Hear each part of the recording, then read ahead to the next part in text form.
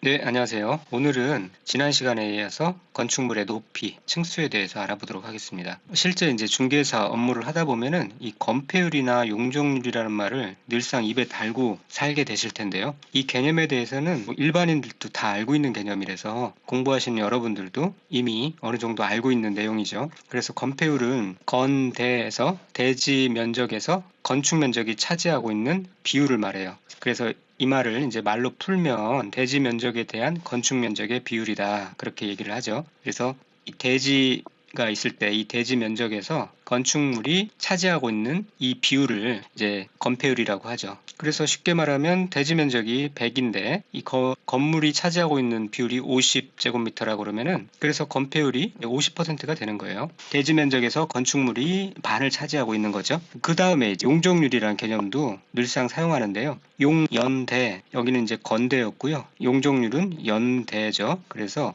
이 대지 면적에 대한 연면적의 비율. 대지 면적이 이렇게 있는데 이번에는 건축 면적이 아니라 연면적. 연면적은 뭐라고 그랬죠? 각 건축물, 하나의 건축물 각 층의 바닥 면적의 합계라고 그랬잖아요. 이 바닥 면적의 합계. 이거를 연면적이라고 했죠. 그래서 이 바닥 면적의 합계를 해보니까 이게 이제 50 해서 100이었다. 그러면 100분의 100 곱하기 100이니까 100%가 되죠. 용적률이 100%가 되는 거예요. 이 대지 면적 100제곱미터에 연면적 100제곱미터의 건축물을 지을 수가 있는 거죠. 그리고 건폐율과 용적률의 최대 한도는 우리가 배웠잖아요. 국계법에서 이걸 뭐 배웠죠. 그 기준에 따라요. 그러나 이 건축법에서 특별히 건폐율과 용적률을 완화하거나 강화하여 적용하도록 규정한 경우에는 이 건축법의 규정을 따릅니다. 그 다음에 이제 건축물의 높이를 볼게요. 건축물은 당연히 원칙적으로 건축물의 높이는 지표면으로부터 그 건축물 상단까지의 높이로 해요. 그런데 만약에 필로티로 된 건축물이 있을 때는 그러니까 건축물의 1층 전체에 필로티가 설치되어 있는 경우에는 필로티의 층고를 제외한 높이로 합니다. 그리고 건축물을 사용하기 위해서 설치하는 이런 경비실, 계단실, 승강기실, 그 밖에 이와 비슷한 것도 다 건축물의 높이에서 빼버립니다. 그러니까 소위 말하는 빌라, 다세대 주택 같은 경우 이 1층이 이제 필로티 구조로 해서 텅 비어 있어요. 전체 건물 높이가 20m인데 이 필로티로 된 구조가 4m를 차지하고 있다. 이럴 때 전체 건물 높이를 20m로 하는 게 아니라 이것을 제외한 16m를 건축물의 높이로 한다는 거죠. 이 필로티는 빼줍니다. 그 다음에 옥상에 설치된 승강기탑, 옥탑 등의 높이를 산정하는 기준이 있는데요. 옥상에 설치되는 것들이 이런 게 있죠. 승강기탑, 계단탑, 망루, 장식탑, 옥탑 등이 있을 수 있는데 그 수평 투영 면적의 합계가 해당 건축물 건축 면적의 8분의 1 이하인 경우로서 그 부분의 높이가 12m를 넘는 경우에는 그 넘는 부분만 해당 건축물의 높이에 산입합니다. 그리고 주택법의 규정에 따른 사업계획 승인 대상인 공동주택 중 세대별 전용 면적이 85제곱미터 이하인 경우에는 이 8분의 1이 아니라 6분의 1로 바뀝니다. 6분의 1 이하인 경우로서 높이가 12m를 넘는 경우에는 그 부분만 해당 건축물의 높이에 산입하죠. 자, 이 말이 좀 헷갈리죠? 옆에 제가 예시해 놓은 걸 보면은 좀 이해가 되실 거예요. 자, 만약에 그 승강기탑이 건축 면적의 8분의 1 이하예요. 이 8분의 1 이하인 경우로서 높이가 이 12m 이하예요. 그러면은 그 건물의 높이에 이 승강기탑을 추가하지 않는다는 거예요. 계산하지 않는다는 거죠. 이게 그 말입니다. 그런데 만약에 이 8m 이하인 거는 맞는데 13m다. 그러면 12m를 넘어버리기 때문에 그 넘는 부분이 1m잖아요. 이 건물의 원래 높이 플러스 1m를 추가한다는 거죠. 그런데 만약에 이 승강기탑은 5m밖에 안 돼요. 원래는 12m를 초과하지 않기 때문에 건축물의 높이로 계산하지 않는데 그런데 이게 그 수평 투영 면적의 합계가 그 승강기탑의 수평 투영 면적 합계가 8분의 1을 초과해버렸네요. 이런 경우는 8분의 1 이하인 경우가 아니기 때문에 5m를 건축물의 높이에 5m를 그냥 바로 더해서 그 건물의 높이를 계산합니다. 그 세대별 전용 면적이 85제곱미터 이하인 경우는 6분의 1이고요. 자, 요 예시를 보면은 이해하시기 편할 겁니다. 그렇게 이해하시고요. 요 숫자는 알고 계시면 좋겠습니다. 8분의 1 이하 그리고 12m. 넘을 때 그 넘는 부분만 해당 건축물의 높이에 계산할 때 산입을 한다. 그렇게 알아두시길 바랍니다. 자, 그 다음에 높이 산정에서도 제외되는 부분이 있는데요. 이 지붕 마루 장식, 굴뚝, 방화벽의 옥상 돌출부나 그 밖에 이와 비슷한 옥상 돌출물과 그 낭벽은 그 건축물의 높이에 산입하지 않습니다. 그런데 이 난간벽 같은 경우는 그 벽 면적의 2분의 1 이상이 공간으로 되어 있는 것만 해당돼요. 그러니까 전체 벽면으로 하는 게 아니라 뭐 구멍을 뚫든 기둥 형태로 하든 그 벽 면적의 2분의 1 반 이상이 뻥 뚫려 있어야 된다는 거예요. 공간으로 되어 있는 것만 해당됩니다. 자, 그 다음에 층수 계산하는 것도 잘 알아보도록 할게요. 층의 구분이 명확하지 아니한 건축물, 이런 경우는 건축법에서는 높이 4m마다 하나의 층으로 봐요. 후에 등장하는 주택법에서는 3m마다 하나의 층으로 계산합니다. 그 차이가 있으니까 나중에 또 언급하기로 하고요. 그런데 만약에 그 건축물이 어떤 부분에 따라서 층수가 다른 경우가 있을 수 있죠. 같은 건축물로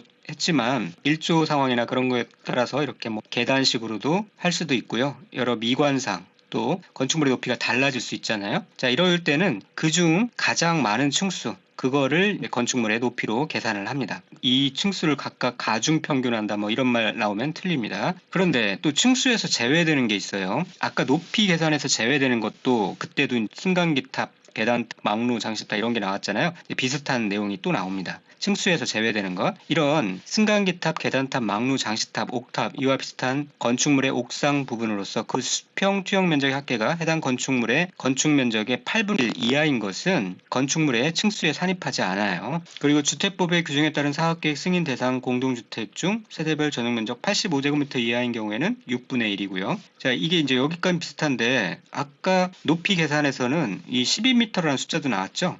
8분의 1 이하인 경우로서 높이 12m를 넘는 경우에는 그 넘는 부분만 건축물의 높이에 산입한다라는 말이 있었는데 여기는 이 12m라는 그런 것들이 없습니다. 그냥 건축 면적의 8분의 2 이하인 것은 건물의 층수에 산입하지 않아요. 그러면은 그 말인 것은 8분의 1을 넘는 것은 건축면의 8분의 1을 넘는 그 높이가 어떻게 됐든 층수로 계산해 버린다는 거죠. 그리고 8분의 1 이하인 것은 계산을 하지 않는다는 거예요. 그래서 이게 좀 헷갈릴 수 있는데 옆에 표를 보시면 정확히 비교해 볼 수 있습니다. 이 승강기 탑 등이 건축 면적의 8분의 1 이하인 경우에는 높이를 계산할 때는 12m를 넘는 경우 넘는 부분만 계산했죠. 그리고 8분의 1을 초과해 버리면은 그게 뭐 5m든 1m든 전부 그 높이 계산을 해버렸습니다. 그런데 이제 층수를 계산할 때는 건축 면적이 8분의 1 이하인 경우는 층수로 계산하지 않아요. 그러니까 서로 12m가 넘는다 할지라도 층수로 계산하지 않는다는 말이고요.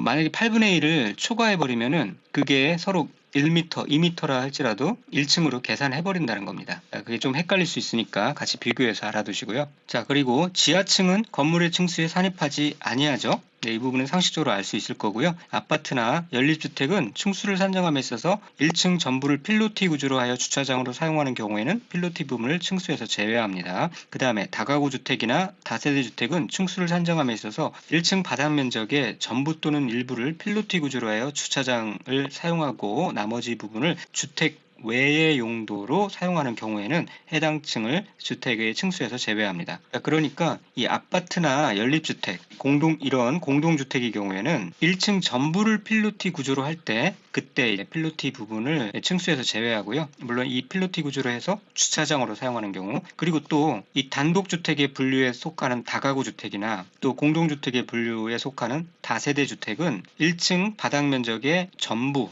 또는 일부를 필로티 구조로 해서 주차장을 사용하고 나머지 부분을 주택 외의 용도로 사용하는 경우 해당 층을 주택의 층수에서 제외해 줍니다.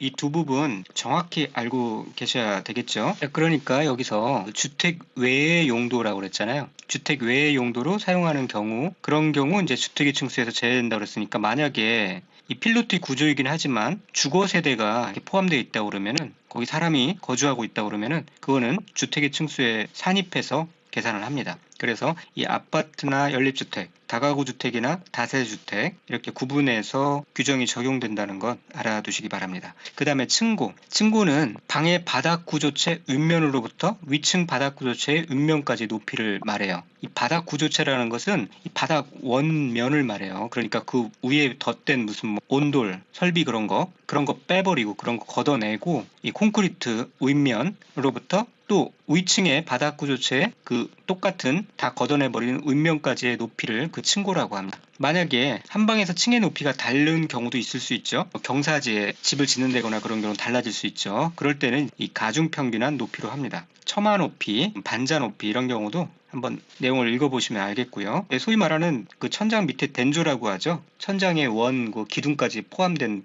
그 천장 면이 아니라 그 밑에 den조를 이렇게 만약 했다고 그러면은 이 반자 높이라는 것은 방의 바닥면으로부터 이 반자까지의 높이를 이것을 이제 반자라고 하는데요. 이 반자까지의 높이로 그렇게 하는 겁니다. 반자까지의 높이를 반자 높이라고 합니다. 네, 이 den조란 말은 일본어인데요. den조와 반자는 엄밀히 말하면 틀린 말이긴 합니다. 그런데 일상적으로는 같이 쓸 수 있죠. 중요한 건 아니니까 그냥 넘어가도록 하고요. 정확히 말하면 이제 이걸 반자라고 하는 게 맞겠죠. 다음은 대지의 분할 제한에 대해서 알아보도록 하겠습니다. 대지를 너무 짧게 자르면은 구실을 못하죠. 그래서 어느 일정 면적 이상 자르지 못하도록 그렇게 분할을 제한하고 있는데요. 보도록 할게요. 건축물이 있는 대지는 대통령으로 정하는 범위에서 해당 지방자치단체의 조례로 정하는 면적에 못 미치게 분할할 수 없다. 자, 그래서 이 해당 지방자치단체의 조례로 정하는 면적은 어떤 것인가 볼 때 주거지역은 60제곱미터 미만이고요. 그렇게 60제곱미터 미만으로 자르지 못한다는 거예요. 분할 후의 면적이요. 그 다음에 공업지역은 상업지역은 150제곱미터 미만으로 자르지 못하고요. 녹지지역은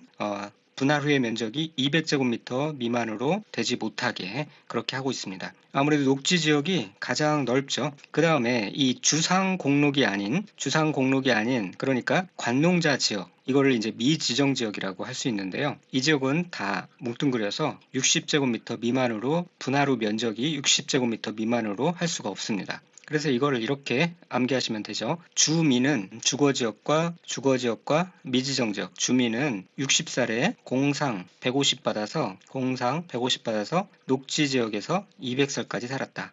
일하다가 다치는 걸 공상이라고 그러죠. 60살에 공상 150 받아가지고 녹지지역에서 200살까지 살았습니다. 자, 그렇게 암기하시면 되겠고요. 또 이 대지 분할 제한 기준이 있는데요. 어떤 거냐면은 대지가 도로에 접하는 길이가 2m 미만이 되게 분할할 수 없어요. 자, 도로가 이렇게 있는데 이 대지가 이렇게 도로에 접해 있다고 할 때 이게 5m라고 할 때요. 이걸 자르는데 이게 1m가 되도록 1m 그러니까 2m 미만이 되게 이게 이렇게 자를 수 없다라는 얘기예요. 굳이 자르려고 하면은 각각 이렇게 절반을 잘라서 2.5m 이렇게 되게 자르면 되겠죠.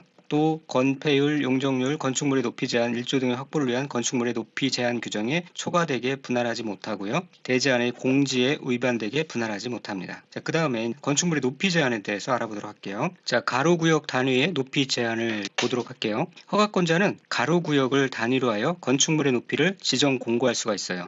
이 가로구역이라는 것은 특정 도로를 기준으로 해서 양옆 또는 주변의 대지를 일정 구역으로 묶어서 구분한 것을 가로구역이라고 하잖아요. 그 가로구역 단위로 해서 건축물의 높이를 지정해서 공고할 수가 있어요. 다만 특별자치시장, 특별자치도지사, 시장, 군수, 구청장은 가로구역의 높이를 완화하여 적용할 필요가 있다고 판단되는 대지에 대해서는 건축위원회 심의를 거쳐서 높이를 완화하여 적용할 수가 있습니다. 그리고 허가권자는 가로구역에서 건축물의 용도 및 형태에 따라 건축물의 높이를 다르게 정할 수도 있습니다. 이런 부분 자연스럽게 읽히도록 몇 번 읽어주시면 되겠고요. 그리고 특별시장이나 광역시장은 도시의 관리를 위해서 필요하면 가로구역별 건축물의 높이를 특별시나 광역시의 조례로 정할 수가 있습니다. 그 다음에 1조 등의 확보를 위한 높이 제한 도 있는데요. 이 전용 주거지역과 일반 주거지역은 주거를 위한 1조가 중요한 지역이죠. 그래서 이 정북 방향으로의 높이 제한이 있는데 전용 주거지역과 일반 주거지역 안에서 건축하는 건축물의 높이는